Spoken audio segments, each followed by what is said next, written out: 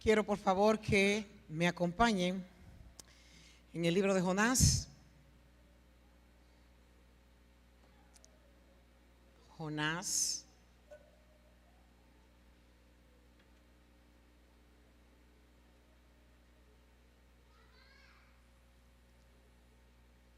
Capítulo 4.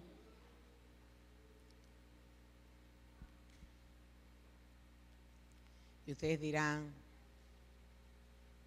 ella predicó el domingo pasado de Jonás capítulo 4. Y sí, vamos a predicar Jonás capítulo 4, los mismos versículos que leímos la semana pasada. Vamos a leer del versículo 1 al versículo 5. Pero esto desagradó a Jonás en gran manera y se enojó.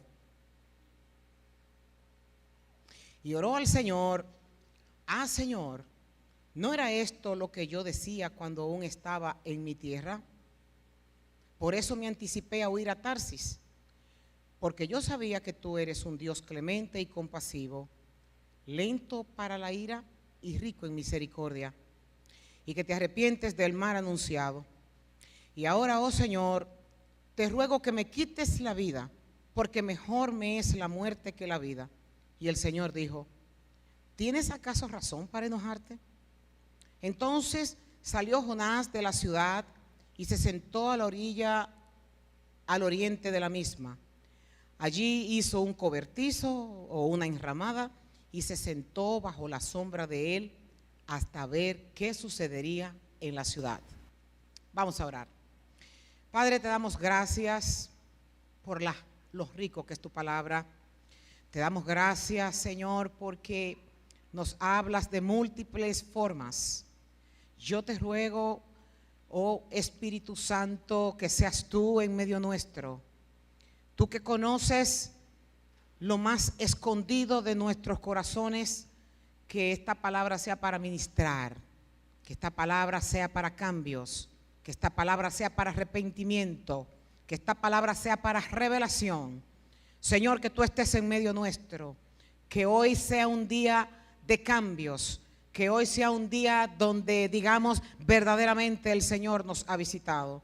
Yo te ruego por los méritos de Cristo, oh Padre eterno, que nadie salga de este lugar de la misma forma que llegó, sino que tú te encargues de quitar el manto que hay en nuestros ojos, que tú te encargues de quitar la venda que hay en nuestros ojos y nos ayude a ver lo que tú ves.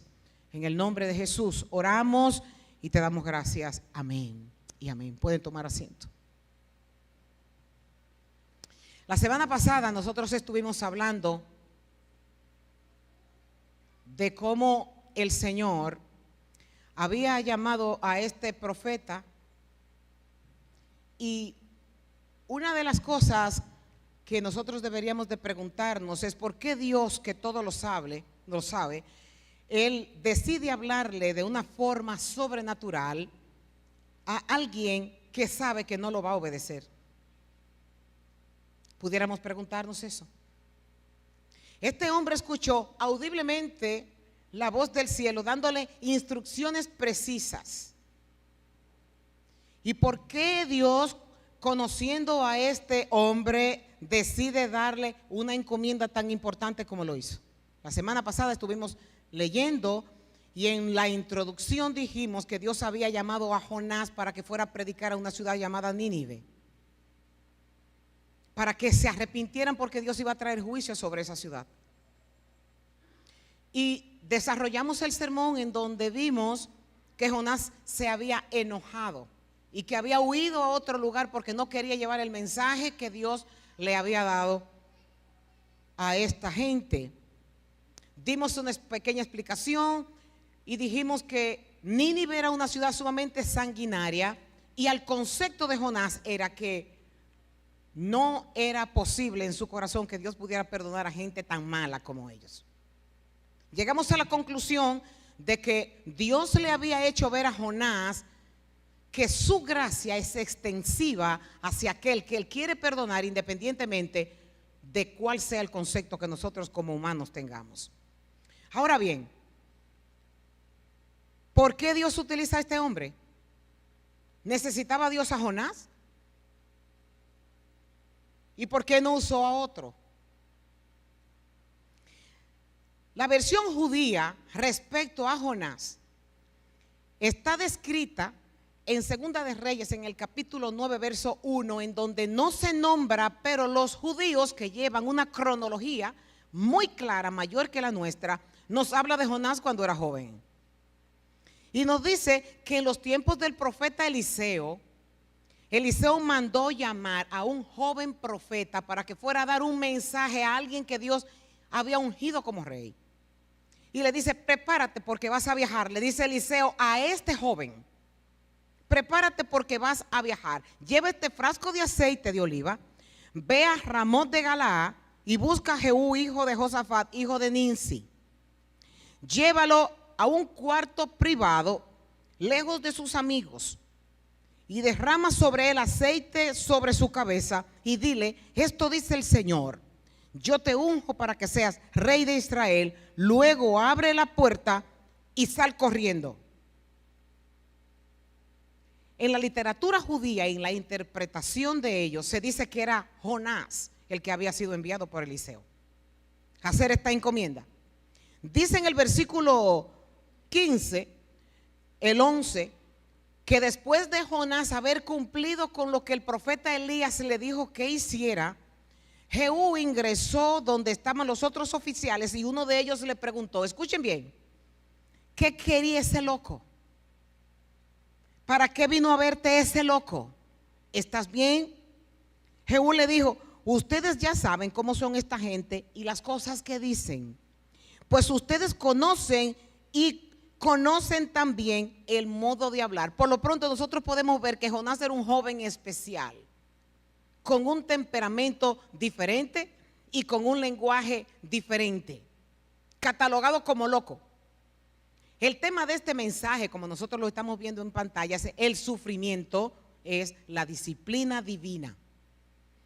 Cuando nosotros leemos el libro de Jonás y vamos a predicaciones de este libro, nos vamos a encontrar que inspira mucho al predicador para hablar de lo que es el predicar a los perdidos, el predicar a las misiones, o hablar de un pueblo duro de servir y que se arrepintió después de haber escuchado el sermón que Dios le envió.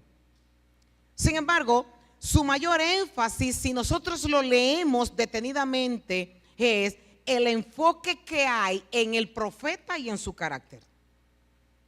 Porque habla más del carácter de Jonás, de las actuaciones de Jonás y de las intervenciones de Dios, que lo que habla de un pueblo que era de dura cerviz. Dios tiene un marcado interés en que nosotros veamos a Jonás como él lo veía. Dios quiere que nosotros hagamos un recuento de la vida de Jonás y que lo podamos ver a él como Dios lo veía. Por lo pronto, el comportamiento de Jonás nos enseña 3 características en la tarde de hoy. Una de ellas es que lo que nosotros hacemos habla de quiénes somos. Lo segundo es que yo hago cosas que otros ven pero que yo no veo. Y lo tercero es, Dios ve lo que nosotros no vemos. Y cuando tomamos el encabezado 1, donde nos dice que lo que nosotros hacemos habla de quiénes nosotros somos, vemos en Jonás algunas características que lo definen a él. Primeramente, cuando Dios lo manda a predicar, a que Nínive se arrepienta, vemos que él toma la decisión de irse lejos, de irse a Tarsis. Y dice la Biblia que lejos de la voluntad de Dios.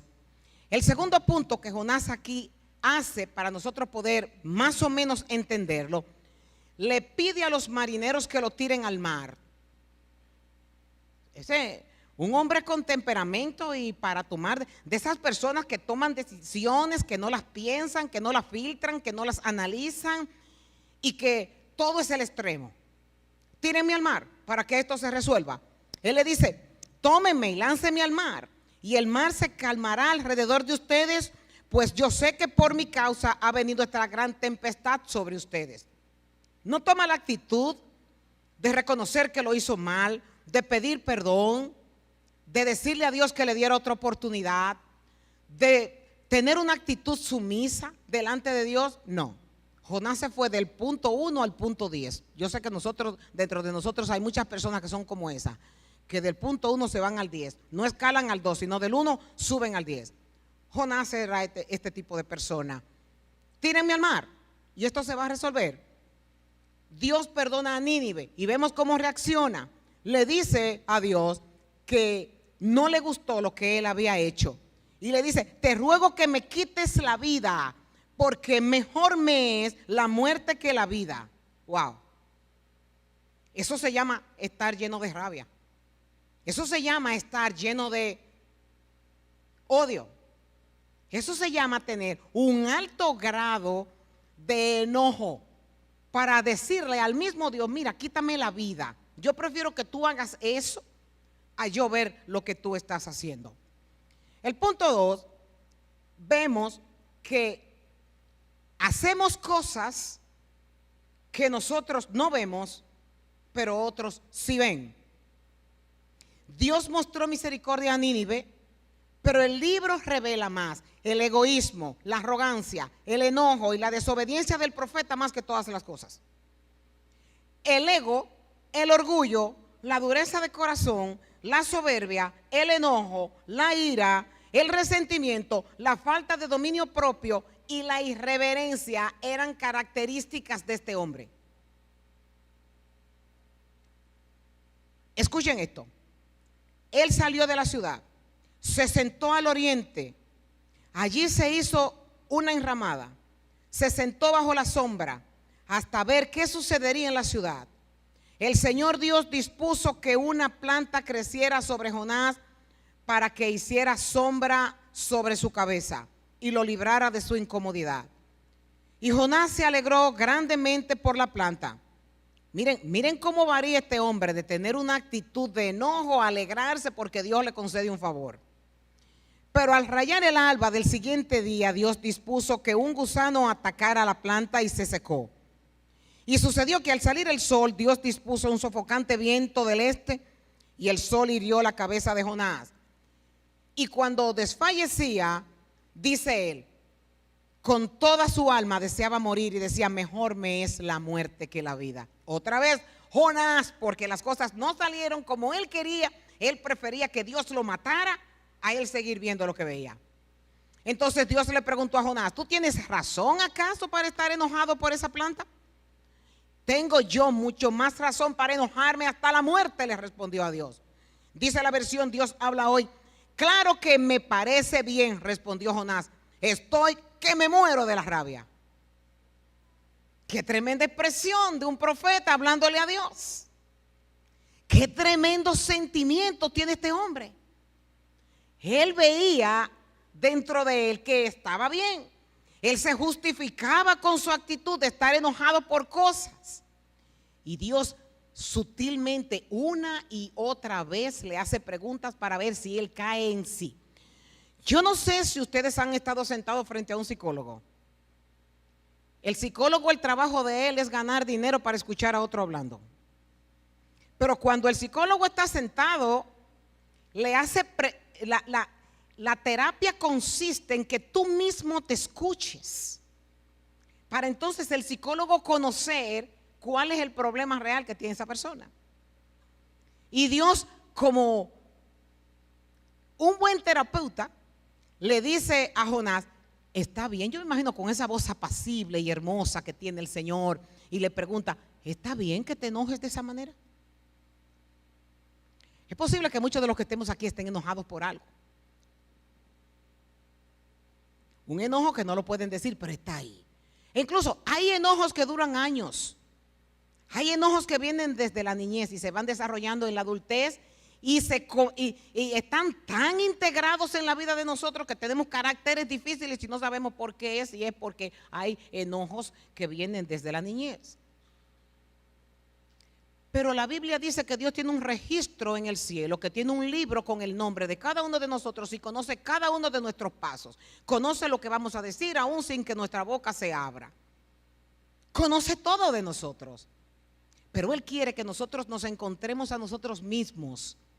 Porque no es lo mismo que a usted le digan que está mal en una área, que usted reconozca que está mal en una área. Y esta parte de Dios como terapeuta en la vida de nosotros, lo que hace es que nos hace preguntas para ver si nosotros caemos en lo que Él quiere que sepamos. Y Él le dice a Jonás: ¿está bien con que te enojes? Vamos a ver una sola de las características de lo egocéntrico, de lo ególatra que era Jonás. ¿Obligó Dios a Jonás a que predicara? No lo obligó. Pero Jonás eligió hacerlo. Tenía la opción de predicar o de huir. Sin embargo, ¿por qué lo hizo? Cuando lo analizamos, nos damos cuenta que lo hizo porque él amaba más su vida que a los mismos asirios. Él se amaba demasiado y obedeció. Y aparentemente esto puede verse delante de nosotros como que hizo lo que Dios quiso, pero Él lo hizo porque a Él le convenía hacerlo. Escuchemos su oración en el capítulo 3, cuando en el verso 5 y 6, cuando Él dice: me arrojaste. Jonás está dentro del pez.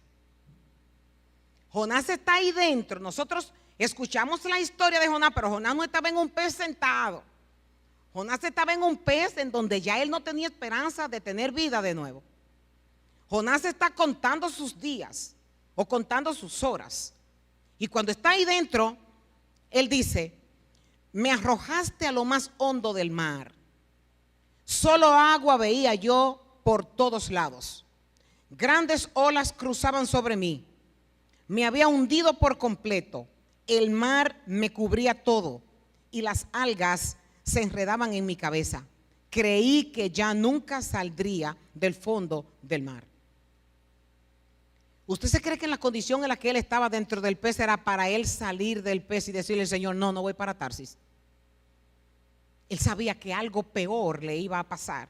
Por lo pronto su actitud fue de una obediencia convincente, una obediencia conveniente. Y es la obediencia de que yo voy a hacer esto para que no me pase lo otro. Egocentrismo, ególatra. Pensar en Él. Dios veía en Jonás lo que él no podía ver. El objetivo primordial de Dios no era usar a Jonás como profeta, era cambiarlo. Dios, que controla todo y utiliza mis circunstancias adversas para mostrarme lo que yo no veo. Las situaciones que pasan en nuestras vidas, que nosotros lo consideramos como sufrimiento, o lo consideramos como doloroso, o lo consideramos como algo que nos duele, muchas veces, en un porcentaje muy elevado, son lecciones que Dios nos da a cada uno de nosotros para llevarnos al terreno que Él quiere que nosotros veamos. Dios creó circunstancias en la vida de Jonás para que él hiciera una introspección a su propio corazón para ver si él podía verse.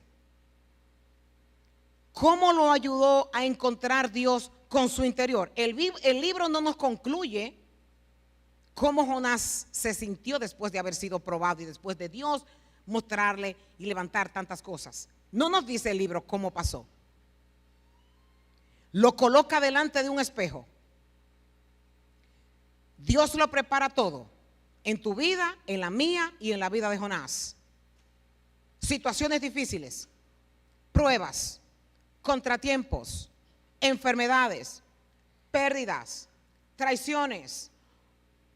Póngale y etiquete el nombre.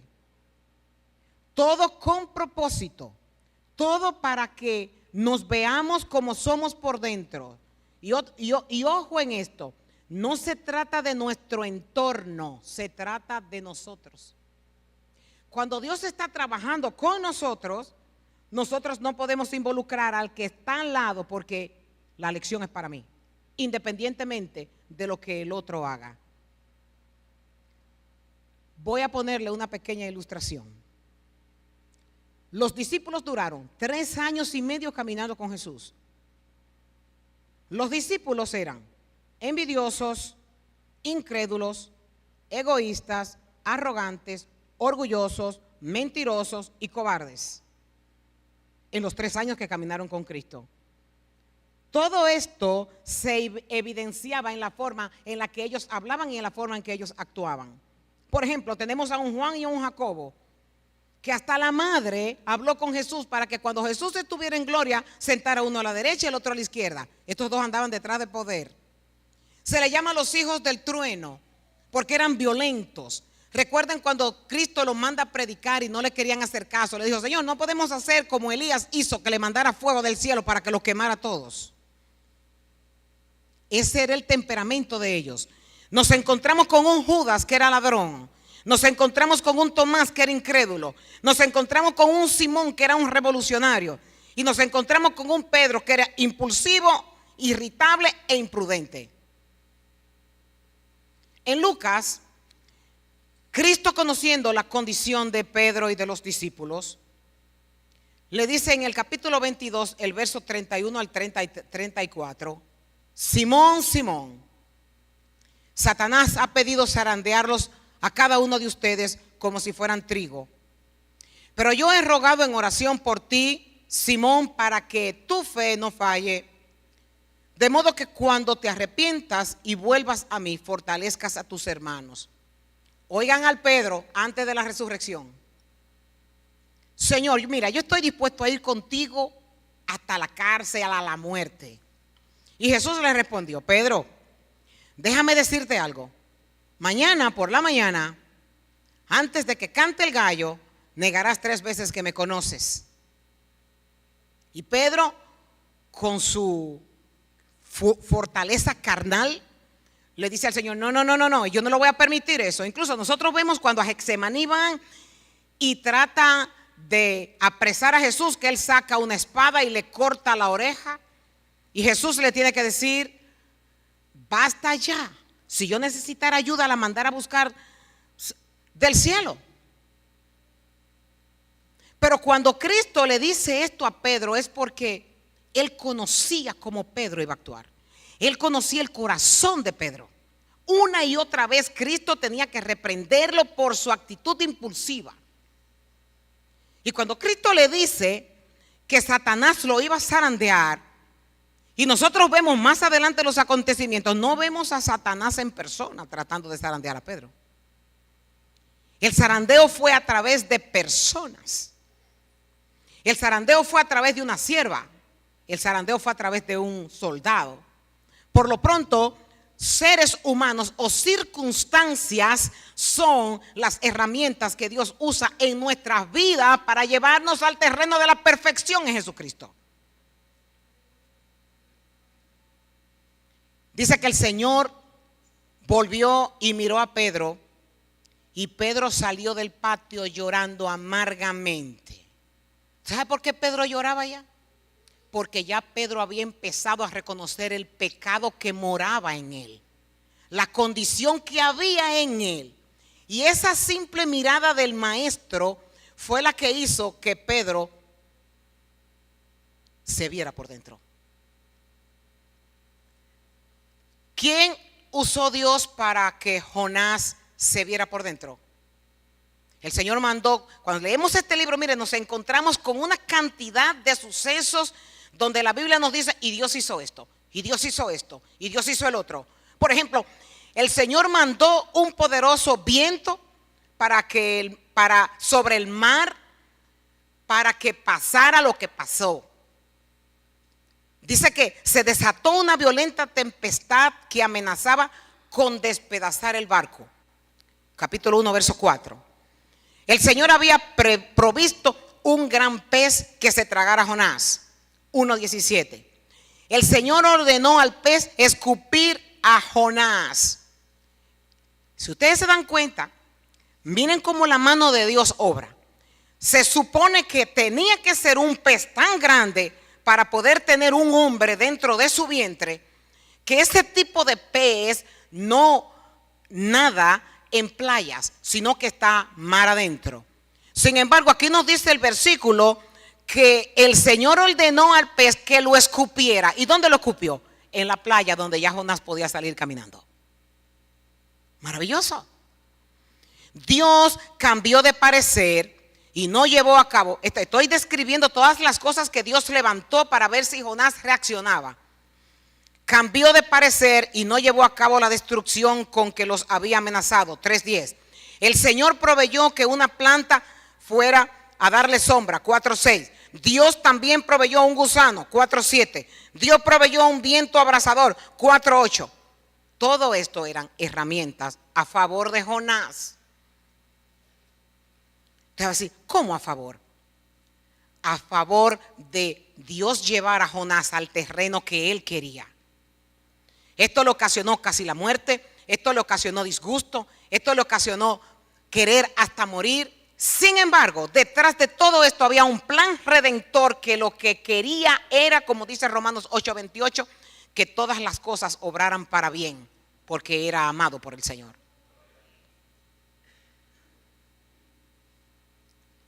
Dios ve lo que nosotros no vemos. Y le dice a Jonás, cuando él se quiere morir y está explotando con su ira, explotando con su resentimiento, explotando con su rabia, explotando con su fracaso, con su frustración, con su impotencia. Y Dios con su voz apacible, esa voz que convence, le dice, ¿te parece bien enojarte por esto? Capítulo 4:4. Y vuelve otra vez y Dios le dice en medio de otra explosión que él tiene, ¿te parece bien enojarte porque una planta murió? ¿Sientes lástima por una planta aunque tú no hiciste nada para que creciera?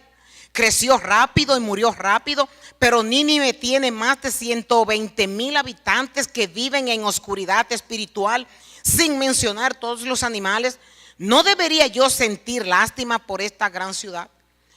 Dios estaba llevando a Jonás al terreno de que él fuera compasivo como su Dios era compasivo.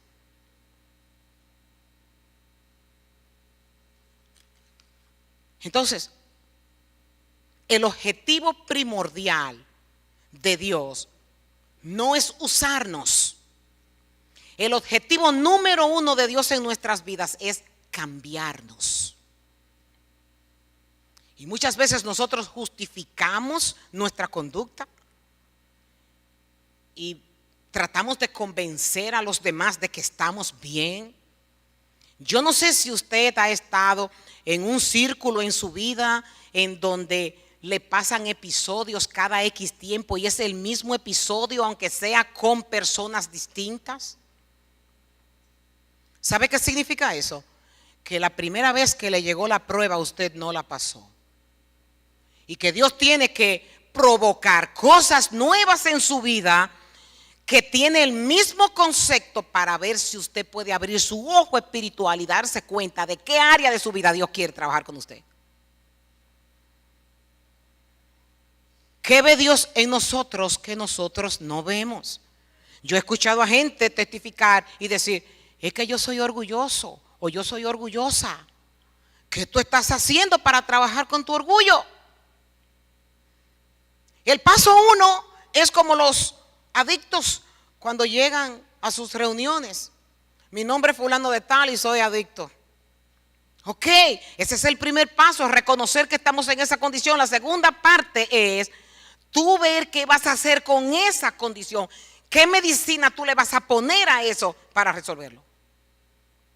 No nos podemos pasar la vida entera jactándonos de nuestras debilidades, por ponerlo bonito, que no son, sino de nuestro pecado, para ponerlo en blanco y negro. No nos podemos pasar la vida entera diciendo yo soy así. No, no, no. Cuando usted pasó de muerte a vida, el viejo hombre tiene que quedar abajo y una nueva persona tiene que estar creciendo en Jesucristo. Es que tenemos que estar constantemente pidiéndole al Señor que por misericordia nos revele. El escritor de los Hebreos dice que Dios a quien ama disciplina, y cuando nosotros no recibimos disciplina de Dios deberíamos de estar preocupados. Una palabra que yo siempre utilizo, no seríamos hijos, seríamos bastardos. Que yo soy así. No, no, no, no. El Señor quiere que tú comiences a tener una vida de piedad, que tú comiences a ser una persona completamente distinta. El Señor quiere que tú modeles a Cristo en lo que haces. Y tus circunstancias de dejar de ponerle el foco al otro, ponla en ti. Señor, mire, estoy en este lugar, estoy pasando por esta prueba. ¿Qué tú quieres enseñarme? Porque las pruebas tuyas no son para enseñar al vecino, las pruebas tuyas son para enseñarte a ti.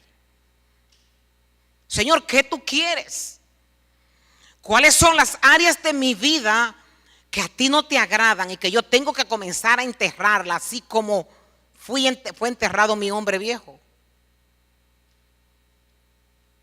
El salmista dice, ¿cuál debería de ser la actitud que hay en nosotros? La actitud que debe de manifestarse en cada creyente para comenzar a caminar en Jesucristo, para crecer en Cristo. Él dice en el Salmo 139, en el verso 22 y 23, examíname, oh Dios, y conoce mi corazón.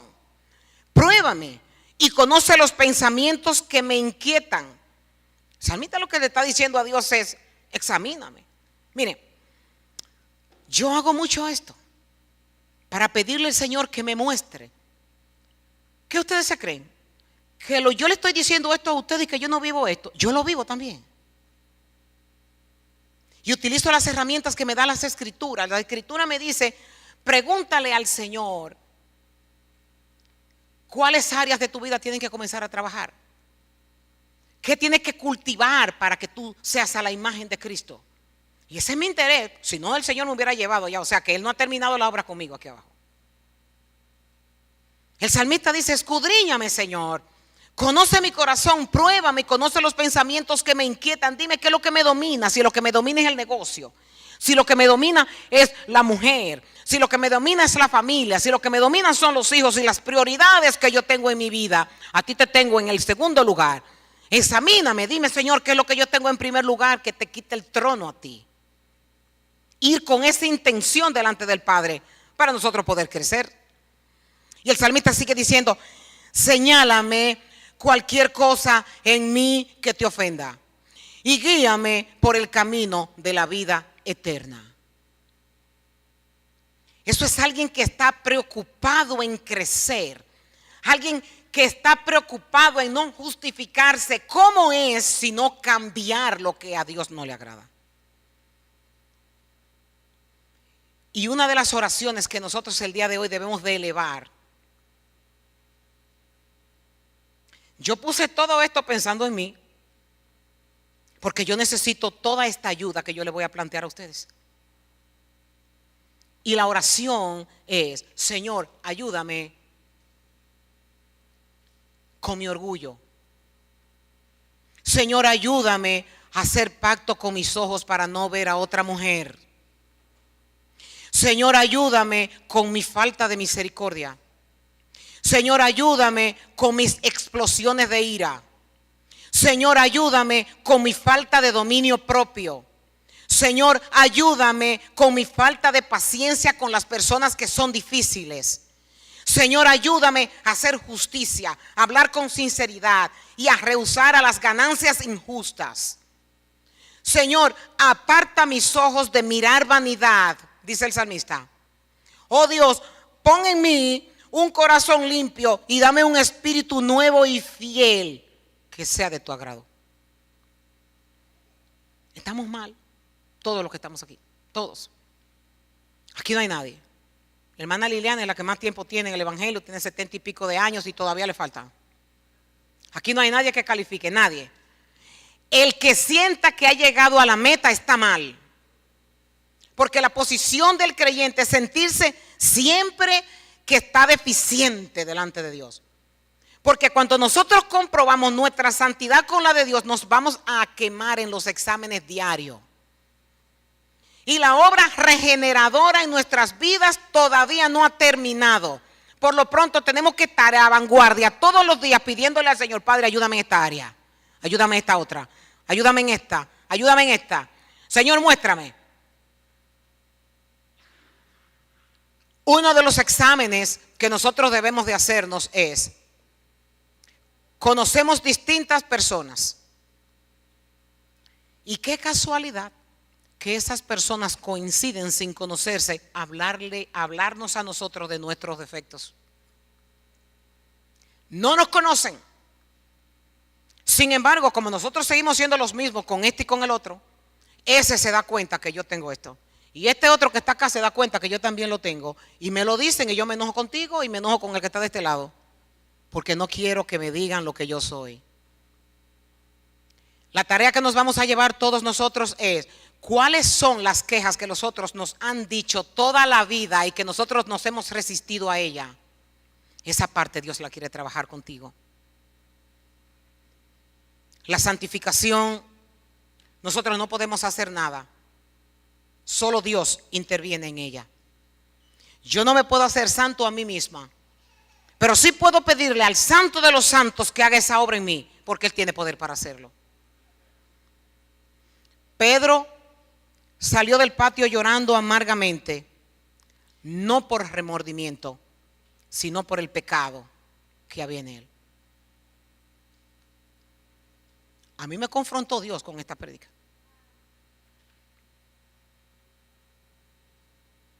A veces a mí, yo sé que he sido criticada muchas veces porque soy tolerante con algunos de los jóvenes aquí. Con los mayores no tanto, pero con los jóvenes sí. Me han criticado.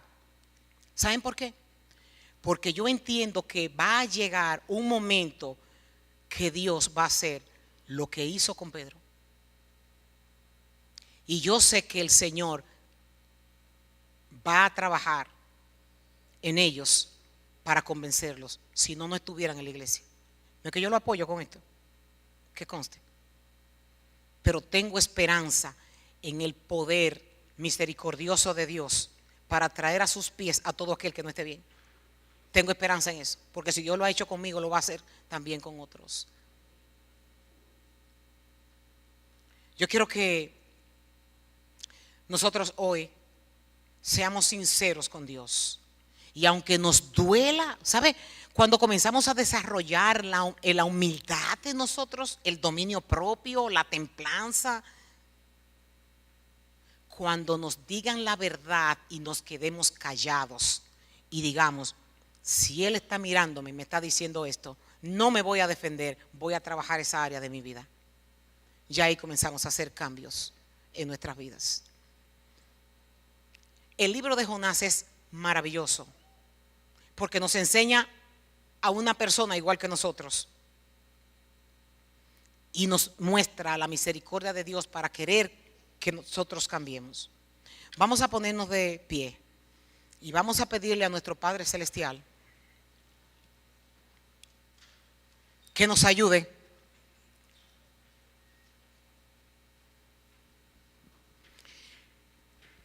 y en la oración que vamos a hacer le vamos a pedir al Padre que cambie eso que usted sabe.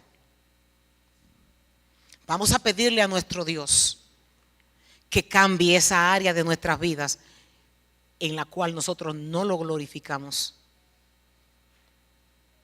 Que cambie la ira por ternura. Que cambie el enojo por dulzura. Que cambie las palabras ásperas por palabras dulces. Que cambie el beneficio económico por el beneficio espiritual. Usted sabe, porque yo sé de que yo cojeo, yo sé que necesito. Y si Dios trajo esta palabra es porque también trae el poder para ayudarnos a cambiar. Nosotros estamos aquí como handicap. Estamos aquí diciendo: Señor, como le dijo Bartimeo, hijo de David, ten misericordia de mí. Bartimeo estaba ciego, pero sabía que si pedía ayuda podía recibirla del Padre. Y hoy nosotros, impotentes a poder hacer cambios por los cuales hemos estado luchando toda la vida, vamos a pedirle a nuestro Dios que nos ayude a ser vasos de honra para su gloria. Yo quiero que los que quieran pedir por esto pasen al frente y le pidan a nuestro Cristo que nos ayude Vamos a orar con todo nuestro corazón. Vamos a orar con un deseo genuino de pedirle a Padre, yo no quiero que tú me uses, yo quiero que tú me cambies. Yo quiero, Señor, que esa actitud que hay en mí que no modela a Cristo pueda ser sustituida.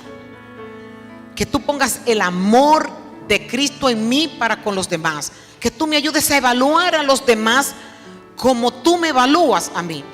Que la misericordia que tú tienes por los otros, yo también la pueda tener por alguien. Señor, mi corazón duro, yo quiero que tú lo ablandes el día de hoy. Yo creo que la sensibilidad que había en Cristo por el necesitado, tú la pongas en mí.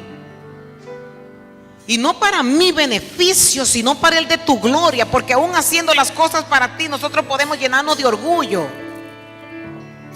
Aún descalificamos a otros cuando no lo hacen y nosotros lo hacemos y nos sentimos más importantes. Señor, perdóname por eso. Ayúdame. Porque trabajas en mi orgullo cuando yo digo yo hago y el otro no hace. Me estoy viendo a mí, no te estoy viendo a ti. Padre celestial, ten misericordia de tu pueblo, que hoy a voz en cuello te dice que te necesita. Señor, hay una condición en nosotros que no lo podemos erradicar si tú no intervienes. Queremos trabajar íntegramente para ti, sin tener mérito alguno, sino que sea tu gloria reflejada en lo que hacemos, entendiendo que la paga viene del cielo y no de los hombres. Queremos,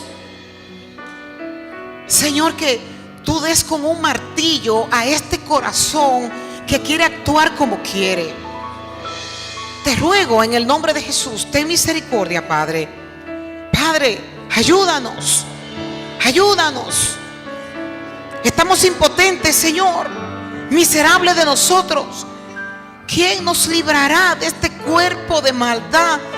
Si hay una ley dentro de mí que me dice lo que es bueno, pero hago lo malo. Perdónanos, Señor. Venimos postrados delante de ti, aún los que no están en el frente, pero están postrados delante de tu trono, pidiéndote un cambio. Transforma, Señor. Danos un corazón nuevo. Señor, humíllanos. Esa altivez que hay en nosotros, Padre, aplástala.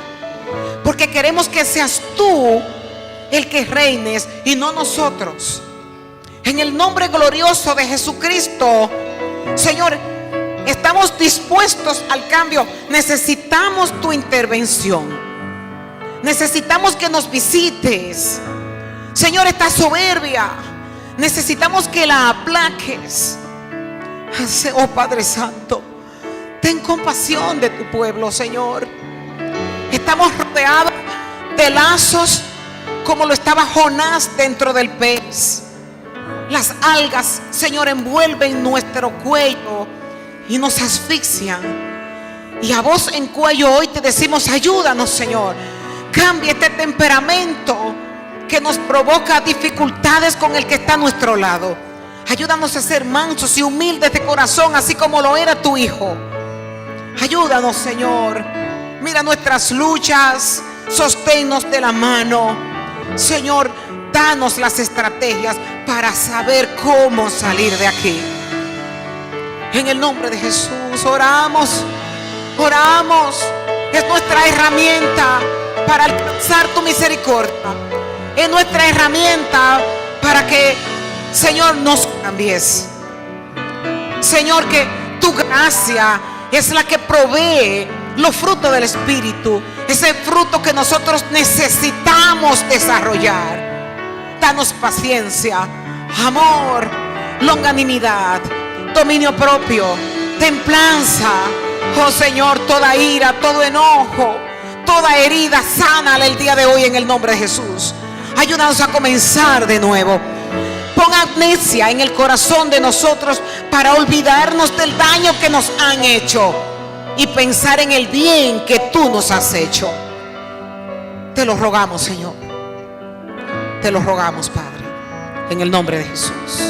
En el nombre de Jesús. Amén y amén. Danos un nuevo corazón.